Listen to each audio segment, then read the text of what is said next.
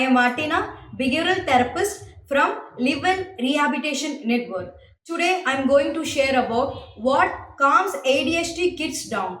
So I'm going to share some of the calm down strategies to make them calm at any environments. So even though as a parent you are facing more, to engage them, to handle them in homes also. So I'm going to share some of the strategies how to make them calm down. So first one is be consistent with your parenting. So just like whatever you're hearing from the therapy instructions, so you need to follow at home also. So as a ADHD kids, they will succeed if the surroundings are consistent. So you can have to engage whatever the techniques and all you can receive from the therapies. So you have to apply those techniques at home also. So other strategy is form the behavior. So form the behavior in the sense shaping. We can do this shaping is a method of psychological and cognitive behavioral therapies. Usually we applied for that ADHD kids. So to we have to shape their behavior. For example, if the behavior is you have to choose one target behavior.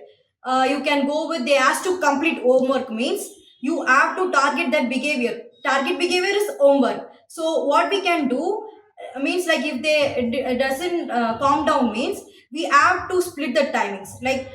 We have to go with 6 minutes, you can take break, then 7 minutes you can take break, and 5 minutes you can take break. Like that you have to, in between you have to give the break for them to make them calm down also. And in between while you are making them break means that time you can reward something. So if you are going you can reward kind words, you can go and give hug and you did nice job, you can give high five. Those kind of things will really helpful to the to those ADHD kids to complete the target behavior. So next strategy is you can if you are going for a big task, this means you have to ask them to play before.